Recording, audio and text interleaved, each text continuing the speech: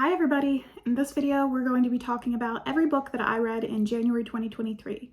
Get comfy, get cozy, and let's get into it. So the first book I read this month is called Funny You Should Ask by Alyssa Sussman. And this is a romance novel. It follows our main character, Chani Horowitz, and she is a writer. And she's tasked with covering and writing a profile on this up-and-coming actor named Gabe Parker. And essentially, as you might guess, there's a little bit of a love story going on, but the cool part of this is that it's a 10-year span. So this is a true slow burn romance. In terms of the pace of the actual book though, it's really fast paced. I read this probably in 3 hours. Absolutely loved it. Loved our main character, Chani. And I also really liked that it touched on some important subjects that other romance novels sometimes are not super involved in. So in this case, I was really happy that it touched on sexism in Hollywood, specifically in her field, which she's a journalist, a writer, but also just some themes of issues in Hollywood in general. Overall, really great book. I gave this 4 stars and I would highly recommend it. The second book I read this month is called The Butcher and the Wren, and this is by Elena Urquhart.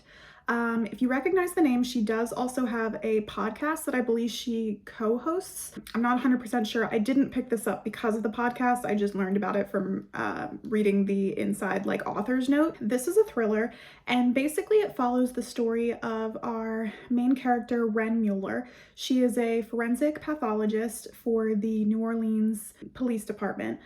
And basically she's working alongside these detectives and police officers because there is a serial killer known as the Bayou Butcher at Large. And we also learned that our main character, Wren, has a little secret of her own. I did really like this book. I loved that it was told between the perspective of the serial killer and the perspective of our main character. So you get both sides of the story, which was kind of interesting, from both perspectives. But what I didn't love was that our main character, Wren, I just didn't feel like we had enough character building for her. The story itself was super interesting, but with pretty much any book I read, I'm super into character development and wanting to know that about our character. I want to know what color nail polish she's wearing. I want to know, all of her flaws and flops and past romances, and I want to know everything. For me, this character just didn't have quite enough going on. The story itself, awesome, very fast paced. Again, this is actually quite a short book. I think I read this in a couple of hours as well. I did like it. I gave it 3 stars. Not a favorite, but also not a flop. My next book that I read is called Jobs for Girls with Artistic Flair. Kind of a mouthful of a title, really cute title though. And this is by Gervais. I loved this book. This is my favorite book that I read this month. It's a coming of age story, but it's so much more than that. Oh my goodness, where do I even start? So it's set in the 1980s in Long Island, New York, and our main character is Gina Molly. And she's, I believe, right when the book starts, turning 18 or just about to turn 18. She wants nothing more than to become a tattoo artist, specifically at her brother's shop where she works a lot of the times. Dominic, her brother, finally agrees to let her train as an apprentice, but the story really follows her being a woman in the 80s trying to get into tattooing while also dealing with a little bit of a difficult family life, dealing with, coming of age and everything that comes along with that, her first real love and romance. Ultimately, it kind of ends up being can she tattoo? Can she be in love? Can she do everything? It's a really interesting premise, a really hefty read, honestly, but absolutely fabulous.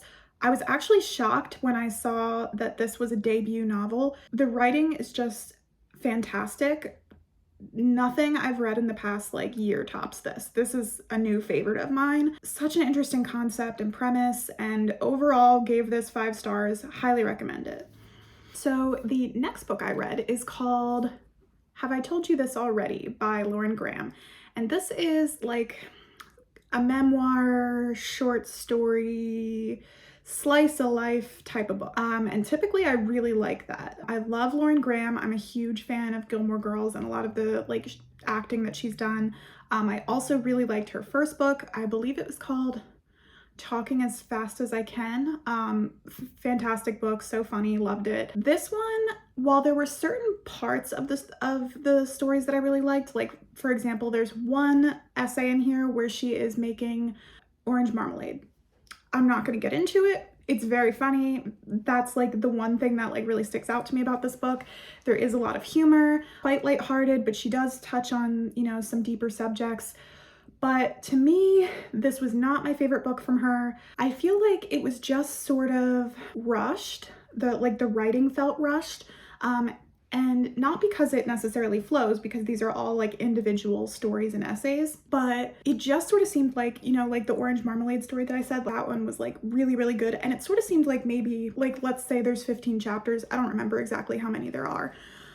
But of what was in here, probably like 5 of them, I was like, these are so, so good, like loved them. And the other ones just sort of felt they had to fill the space. Like I had to come up with something to get my publisher to get this in. So it wasn't, in my opinion, as good as Talking as Fast as I Can.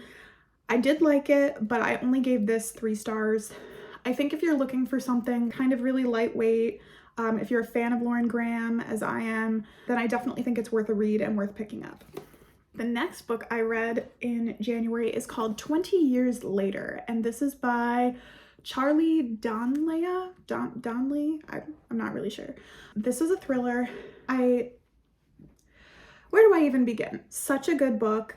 Loved like every second of it. Really like just drew me in from the very first pages. But basically this story follows Avery Mason, who is a kind of like TV host slash reporter, and she is looking into a case. She's chasing a story about a 9/11 victim's remains that have been found. But the interesting part of that is not even just that, you know, someone from 9/11 has been identified. It's that the person that's been identified is also a murder suspect, and her name is Victoria Ford. She was accused of murder like right before 9/11, and this story follows both Avery's story and Victoria Ford's story. So it's a little bit of an intertwining story, and our main character, Avery, also has like her own family stuff going on. That's like a separate plot point that is also going on at the same time as she's like investigating this murder slash crime and trying to clear this woman's name. Super, super great. Absolutely loved it. Read this really quickly. Avery's trying to find the truth of everything that's going on while also, you know, dealing with her family struggles. I couldn't put this down. Loved it. Also, I gave this 5 stars. Truly like really great thriller. Really interesting concept. Like sometimes I read things and I'm just like, how did someone even imagine this? Really great. Would love to see if this person has any more thrillers out, because, or, you know, mysteries, anything like that. Anything with a little bit of suspense, because this one was super interesting. And the next book I read in January is called 9 Liars by Maureen Johnson. And this is a YA mystery book. I love Maureen Johnson. I loved her last series, and this one follows the same characters, but it's a different mystery. I was really interested in picking this up and reading it.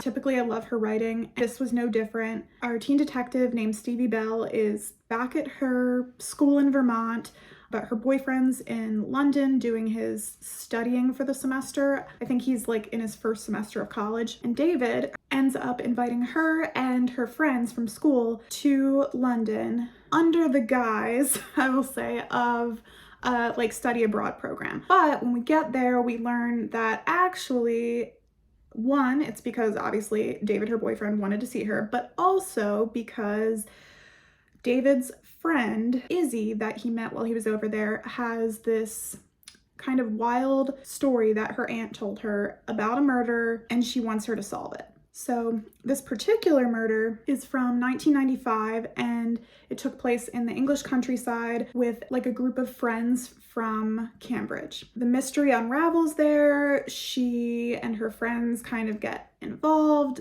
Really loved this. Really compelling characters. This is a good example of how I think you can have a mystery and have something really interesting, but also still have character development. And I absolutely love that Maureen Johnson always includes characters of all kinds of ethnicities, all kinds of backgrounds. We learn in this book about the sexuality of one of our characters. Just like really important, I think, as a YA author to be putting this information out there, even though it is just, you know, a fun mystery. She also always has a little bit of something else in there that I think is really important for young readers. And the last book I want to talk about from January is called As Long as the Lemon Trees Grow by Zoulfa Katouh. Truly, I had high expectations because I had heard really great things about this book. It's a really heavy book in some ways. Our main character, Salama, is an 18-year-old Syrian woman who is in the midst of the Syrian revolution, serving as a doctor in a hospital with less than a year's pharmaceutical experience. So she's not even trained to be a doctor, but she is working in this hospital and trying to save lives. And in addition to the horrors she's seeing in the hospital, she's also lost all of her family except her pregnant best friend, who also happens to be her sister-in-law, and her name is Layla. She's torn between being in Syria and loving Syria and leaving Syria to protect herself and Layla. And in the midst of all of this chaos, she meets and falls in love with Kenan. He's another young Syrian facing his own troubles. It's a coming of age. I can't even just put into words like the lyricism and the beauty in the writing in this. On top of that, just like how important this is as someone who's not, you know, in Syria, to really see what's going on. Obviously you see things in the news, but I think having a story like this and putting this out there really just completely opened my eyes to, you know, what's going on and what these people are facing and the horrible atrocities happening. I love that the relationships that were developed in this story, the characters are outstanding. And once again, this is another one that's a debut novel. I was completely shocked when I read that. Like, it truly is amazing, amazing writing. And anyone that knows me in person knows that I love lemons, like, so much. I love lemon flavored anything, lemon in my water, lemon just on its own, I'll eat it. Like, I love lemons. So I was originally drawn to the cover of this book and the concept just because of the title, but really just lovely writing, and I also gave this 5 stars. Great YA pick, highly recommend it. So I think that is the end of my January reads. I believe I read seven books this month, which for me, I think that's pretty good. I'd like to maybe increase that a little bit throughout the year, but obviously, like, we all have our own lives going on as well. So I'm really happy and actually really happy with how many, like, really good, like, 3-star and up reads I had this month. I wonder what my average was. I'll have to look up what my average was, but my top 2 from the month. Okay, I'm gonna do top 3. So I read 7. My top 3 are As Long as the Lemon Trees Grow, Jobs for Girls with Artistic Flair, and 20 Years Later.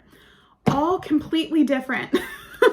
I can't stress that enough. None of these reads it was completely all over the place in terms of what I read this month, but those are my top 3. If you're gonna pick any 3 to read from this video, I'd highly recommend it be those. And yeah, I'm looking forward to seeing what's on my February TBR. Thank you so much for joining me today while I go over this, and I will see you in the next video.